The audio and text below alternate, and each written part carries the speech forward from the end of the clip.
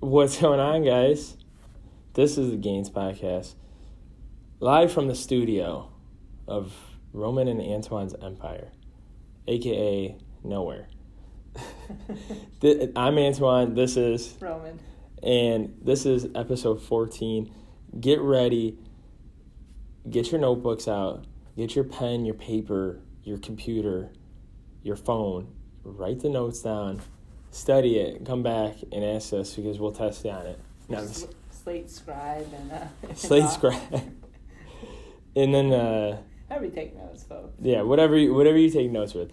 But another great episode that we're diving more into more of a specific. This was an ask from us, so this is awesome to be able to get feedback and talk about something that you guys want to hear. So yeah, one of our close friends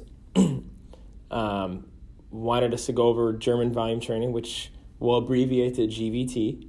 So if you hear GVT, German volume training, if Roman throws more abbreviations, I will ask him what it is for people because there might be more than one abbreviation that Roman will throw out. So I got you on that one. So don't be afraid to say it, and I'll catch you on that hopefully.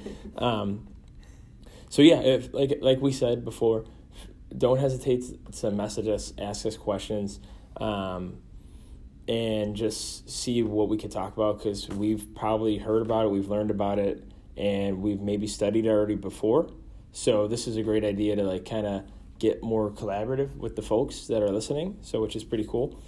So we're going over German volume training, but first we want to mention, well, obviously by the time you're watching this, we did hint it before, Roman finally got on the horse and he finally uploaded Short Gainz, the more prescribed and conceptualized podcast of the Gainz podcast itself.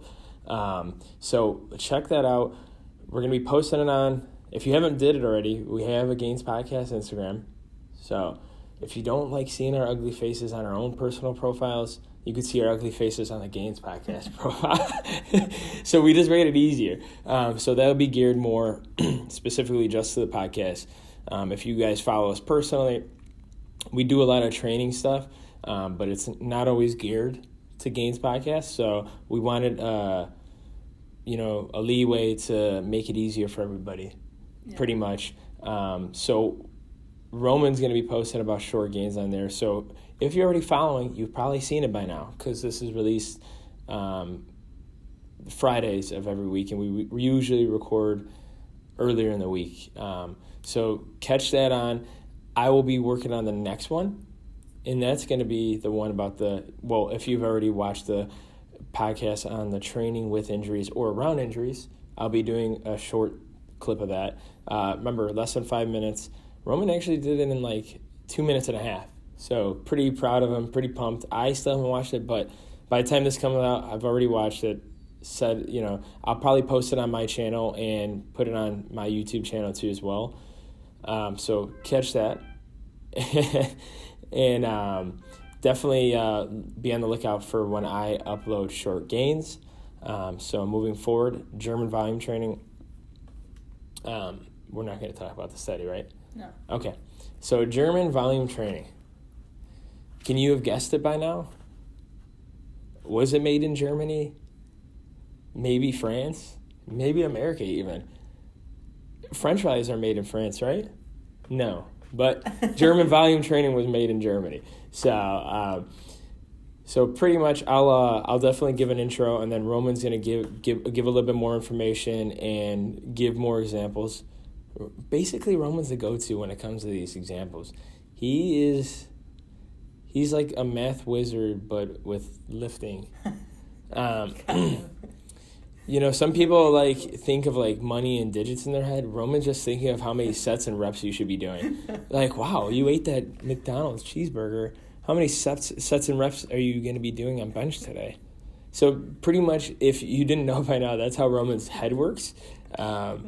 I don't know if that's true. This is all this, but pretty much so if you've noticed by now, Roman loves doing that, and it's great because not only you can take it and and conceptualize it for yourself, you can learn from, like, you know, his example is for you, or it'll help you teach yourself and give a starting base. So really quickly, German volume training. What is it? It was made in the 70s for German weightlifters. So some coaches, I don't know who exactly it was, but some coaches wanted to use German volume training. And pretty much what it is something that they wanted to use in weightlifters off season to help bulk them up for making them stronger.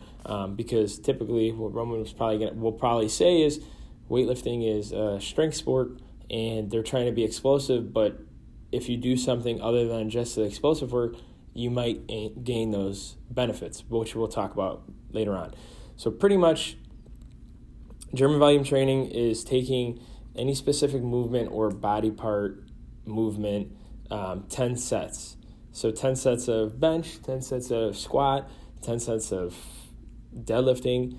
And then further than that, in the 1970s, actually the Canadians adopted it before like the Americans do, which is really weird because I feel like Americans usually would copy or work off like the Russian weightlifters, the German. I don't even know a lot of German weightlifters, which is pretty surprising, but maybe they needed something to like get a boost.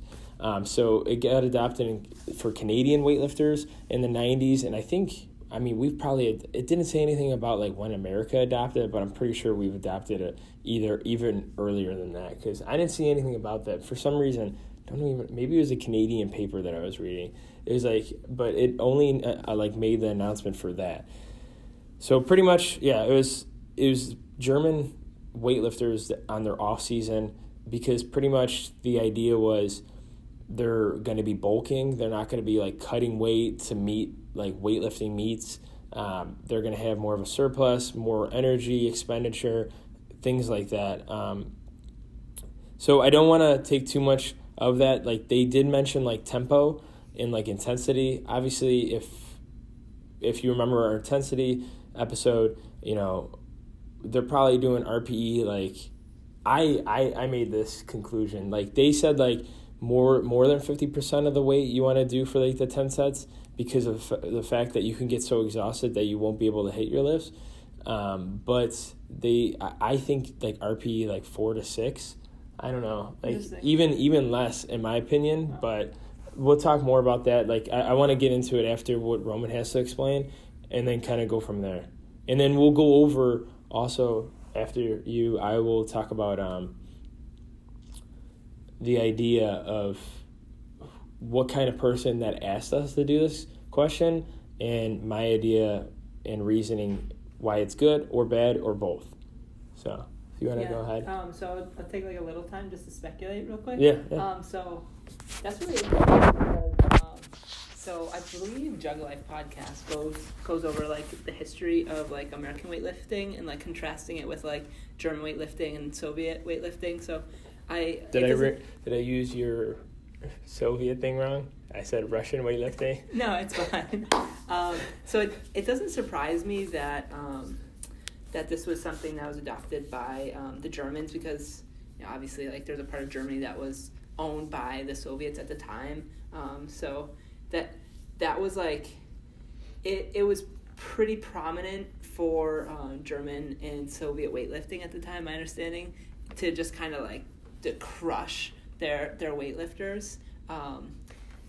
I think Bulgaria is like another country. I was gonna say, like, even if you hear Max Aida, like these people were like, when you think of weightlifting, we're not talking about like Roman and I like occasionally weightlifting and doing competitions. They literally lived in a house with weightlifters. Yeah. The coach lived with them. You literally wake up eating, working out, sleep. And like clean the facility. Yeah, you have 2 or 3 workouts a day. It's like almost like it's almost like sumo history. If you guys ever like listen to like sumo's like wrestling. Yeah. Like they like lived there, slept there. They like praised, really cool. And like that's all you did. And literally, it's like almost like military. Like you would just stay there with these people that did the same thing. Yeah. And they would want you to they just beat you to the ground. And that's, if you guys don't know who Max Aida is, you should watch and see like his background, because he's actually gone through that stuff as an American. He's American, right? I think so, yeah. Okay, so go ahead. Sorry. No, it's that's all good stuff. So like the Bulgarian style was essentially like retest your max every single day, try and hit a new 1RM, and there's just like the dropout rate, I'm pretty sure, was like pretty freaking high, which you could imagine. Like you're totally beat up just like all year round for years on end, and the only people that like made it to the highest level were like these essentially like genetic freaks that could potentially like take on like higher volume or like higher in like intensity exercises. So I was just speculating, but it's interesting that the Germans were doing that, because I think at the time too, there was like a lot of notions that speed work had to be done with like sub maximal loads, whereas more of the contemporary or like the modern thinking is that you might want to start, like if you're a beginner or an intermediate weightlifter, meaning like performing the two exercises, so clean and jerk or snatch as exercises, that you should probably start at like a fairly low load, but then you want to work up to as much as possible. I think like the general like hypertrophy range is still referenced like 70 to 85% for singles. And then like a lot of people you'll see too, this is becoming more prominent, is people are taking their top sets will be like 90 to 95% of their 1RM, and they might put that, if they're putting that movement on maintenance, for example, it's a way that they can maintain their strength, their strength gains without compromising that, because strength is fairly transient from day to day. So my understanding, like the contemporary understanding of German volume training, as Antoine had mentioned, is that it's 10 sets per particular like movement pattern that you're going to hit per session, and you might hit like a couple of different movements in the session. So as opposed to saying just like this is bad or this is great, I wanted to kind of go over like the pros and the cons with you all, if this was something that you were going to take on, and then go over like the type of person or like the kind of schedule that you should have, because the big thing where I see that this could like potentially benefit somebody the most is if you have you're pretty time restricted, but you might have like 1 or 2 days, like a weekend day, for example, when like the wife is watching the kids or something along those lines, where you have like a 2 or 3 hour block where you can dedicate to this. I see that as potentially like... Oh, because you would get a lot of volume work in too. Exactly. Yeah. So that's when you could get like a chunk of your volume work in and, make substantial gains towards whatever your goal is. So that was like one of the big pros that I had. If you're time restricted per week, and you have that like 2 to 3 hour time, then German volume training would be a pretty good strategy, because you can like jump in as much volume as possible. The con that like directly contrasts that, which you have to be like cautious of before going into it, before you're like able to make that jump.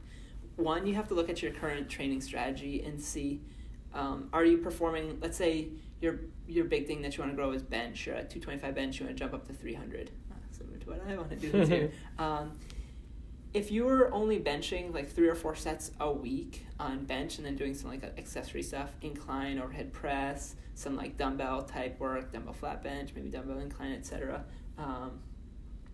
Going from 4 to 10 would be a gigantic jump. That's a 250% increase in volume of that particular workload, and that's when I've heard and seen people start to have issues with their shoulders, with the rotator cuffs, etc.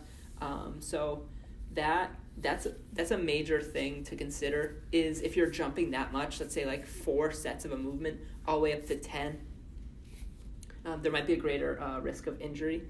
So that's a big con. Yeah, because you said 250%. That's like, holy cow! Your body's gonna be like, what the? Yeah. So as like a runner, like another way to visualize that, if we have any runners that listen to the podcast, that would be your average run throughout the week would be 10 miles, and then just jumping it up to your average run being 25 miles.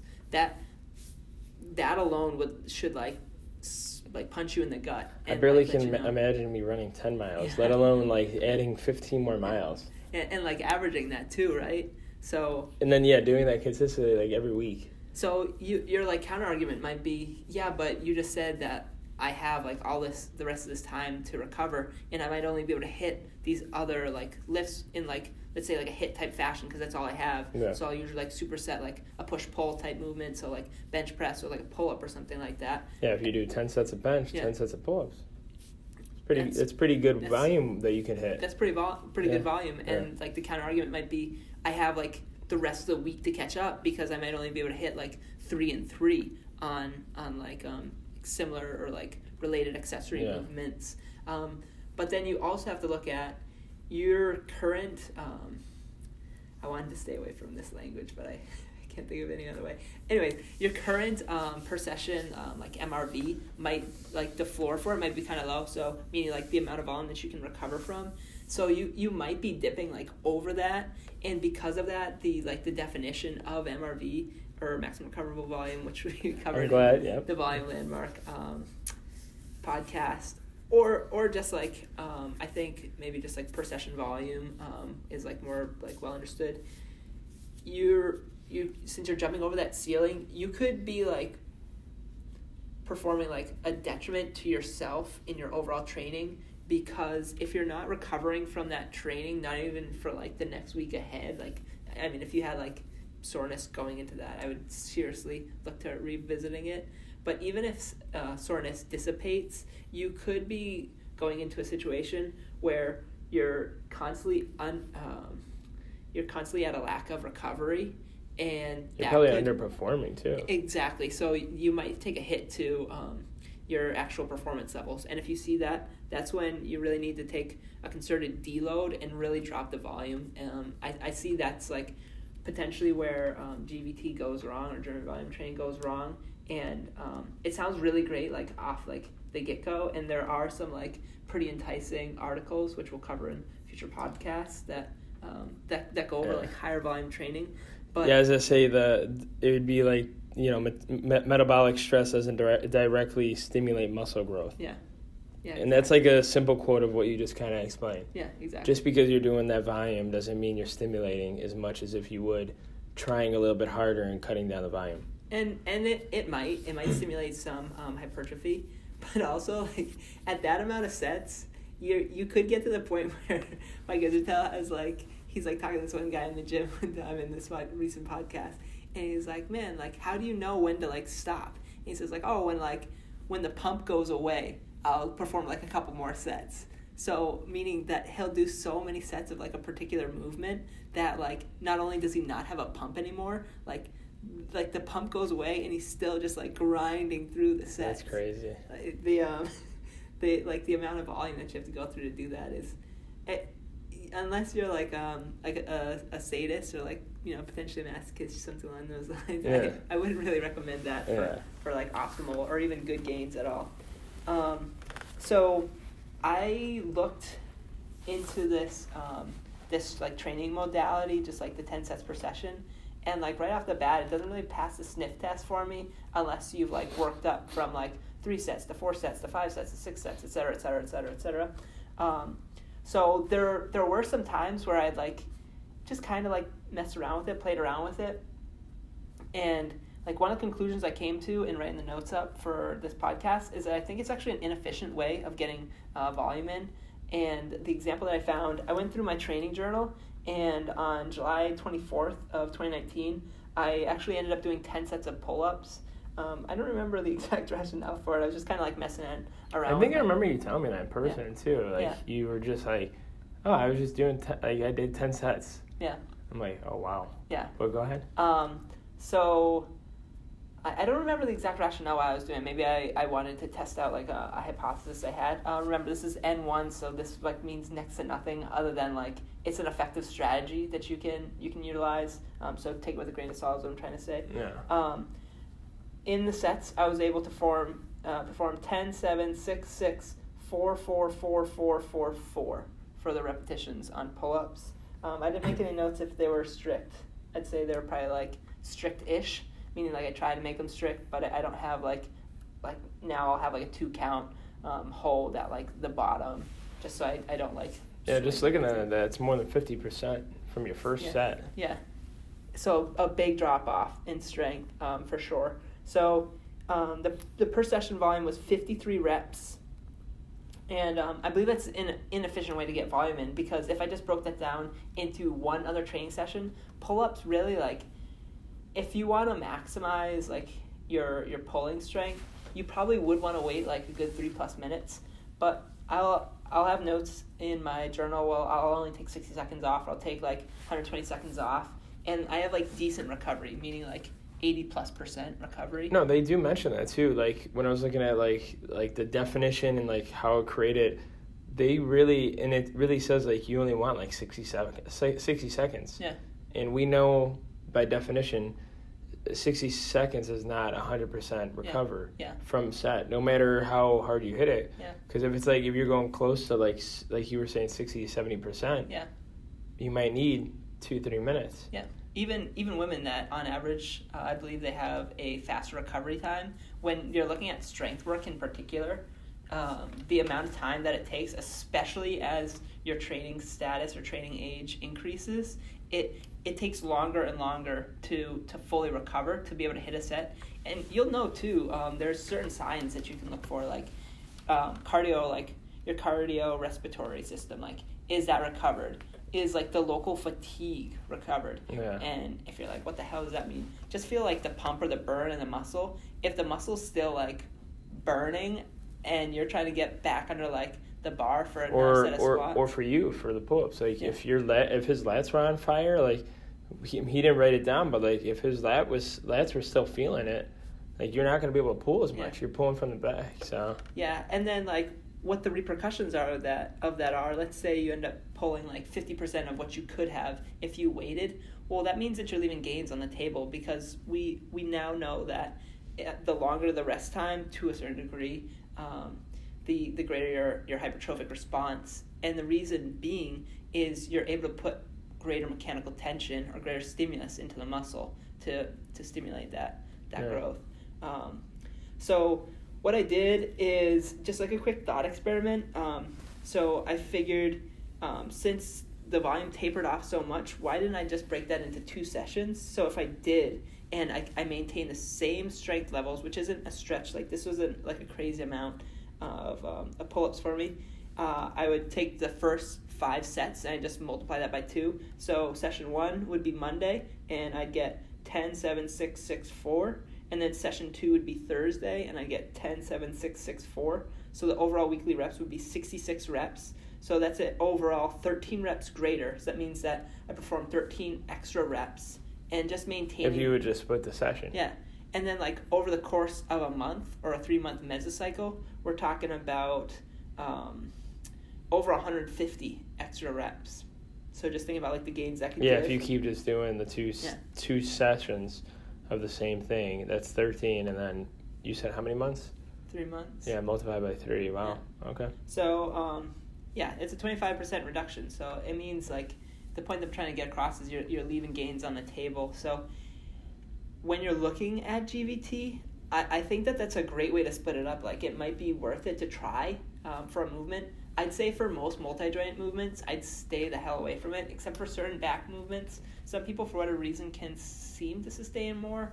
On the back, yeah. It might be because the back is a complex structure of muscles, and any of our listeners out there, if you've really like created like a strong mind-muscle connection to like your lats, for example, when you're performing like a certain back movement, whether it be like a row, a bent over row, a like a lat pull down or something along those lines, to perform like 10 sets, like 10 hard sets where you're going to failure. I couldn't do it. Yeah, I was just say I sometimes get vertical movements or like horizontal, and like my lats are just so engaged where like 4 sets is hard. Yeah, and I would venture to guess that you'll get to a point in your sets, like anywhere between probably like 4 rep, like set 4 or set 6, where you lose that connection, and you're just going through the movement, and you start to feel it more in like, oh man, I feel it more like my teres major, or your low like back, upper back, or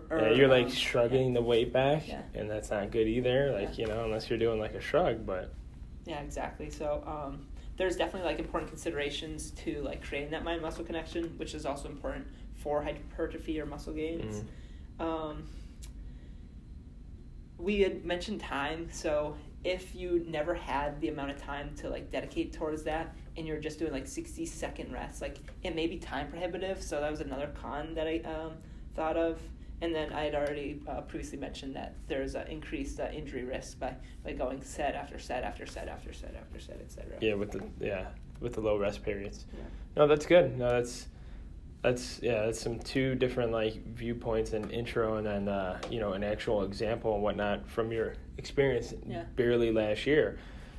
So the person that did ask us, he does CrossFit pretty much as like a main movement of lifting, and then pretty much I can't remember if he said if it was like during like bulking or like when he's not doing, because he usually does like like like when CrossFit Games are on, he's doing those workouts with them. I mean, obviously not at the competitive level, but like you're doing them and those are pretty hard. But the only thing is, my main concern is, how can you correlate your volume with the CrossFit training unless you have a true schedule of that CrossFit training? Yeah. Because typically when you see CrossFit, they're doing different movements at different times, and it's never like the same where you see in like a strength or a hypertrophy sport like bodybuilding or powerlifting or weightlifting. Because weightlifting, if the Germans started doing it or the Soviets, I mean, they knew they had to do like snatches and cleans and all that. And and if they're doing stuff of 10 sets of 10 or 10 sets of a movement, like if they're doing like bicep curls or like leg extensions, it's probably not going to hurt them as much until you bring into the mix where you're not correlating the volumes together. So that's a thing that Roma was saying. Like, if everything was good, you knew exactly, I would just say if you're going to do it, plan ahead. And maybe if you're like a multi-athlete and if you're doing this for like the hypertrophy gains or the strength gains and to help you like be a hybrid athlete, I think what you need to do is take everything small steps and make sure it correlates with what you're trying to build when it comes to like weightlifting or CrossFit, because CrossFit's pretty much like weightlifting with powerlifting with other crazy things that is like not in other strength sports. So I think that's like a good way, because see, the thing is, like, in my opinion, you wouldn't want to overhead press 10 sets of something when you're doing like, clean and jerks and, you're pressing over your head already. So just take that into a sense, and I would say just make sure it all fits. I wanted to like push on that part of it. Yeah, especially so like I think a good takeaway is, CrossFit is like, it's a great way to like look at like overall fitness for an individual. And honestly, like I think that like people that can program like really well for CrossFit, it's like such a beautiful like science and art at the same time. Yeah. Because there are so many different like systems that are being tapped into. Like when it comes to like hypertrophy work, like you can make it like pretty complicated, and like that's one thing that like keeps me like coming back for more, is that there like are like all these layers above it. But also like at the end of the day, it's like, man, a lateral raise, like what you're getting into with a lateral raise. Versus you're looking at certain things like the WOD might be 4 sets of 10 for deadlifts, followed by like 400 meter sprint, and then wall balls with 3x3 on clean ladders or something along those lines, which isn't like crazy or isn't something that like you wouldn't see at your local box. But then you add on top of that 10 sets of overhead press. Because of like the overlap of the movement with CrossFit, I would say that like if you were to try it, which like by all means like please do if you're interested in it and you've like heard really good things, I would try it only as like an overreaching phase, and I'd plan it something like, so a main movement, it would be like, so let's look at like a 4-to-1 like workload versus deload paradigm. So it'd be like, let's say it start at 4 sets, so it'd be like 4, 5, 6, 7 deload, 4 sets, and then you start at 5 sets the next paradigm, like the next go ahead. So 5, 6, 7, 8, deload down Yeah. to, let's say, like 5. 5, then 6, 7, 8, 9, 10, and then you deload back down to like 5 6 again. or 5 or 6. And see if that so the point behind that is you're getting close to that like per session threshold, that upper limit or that ceiling for the volume, and seeing if that has some type of like overreaching or like super compensation effect. When you come back down and you deload, you like let some like the stress Come build down, back off, and then you jump back into it. I would do it for like very, very, very short term, and I'd build up to it as such, as we had mentioned, just to reduce the risk of injury. Wow, guys. Look at that. Another one. Just like that. But no, thanks for tuning in. We love it. Keep asking us questions if you guys want us to do anything more like this. This is the first time we actually did this where it's like an actual, I said customer. We like a fan question. And like we do have a couple more that we've been asked about, so we might be able to get into more of those too as well. But overall, the last thing I want to hit on, if you're doing this, make sure everything is on point. Make sure you're always trying to sleep the best, eat the best, work out a good time for you, and then, make sure all volume and stuff, volume and sets and everything, come together. So thank you again for watching. We'll see you in the next one, and be on the lookout for Roman short gains. Can't wait. Peace.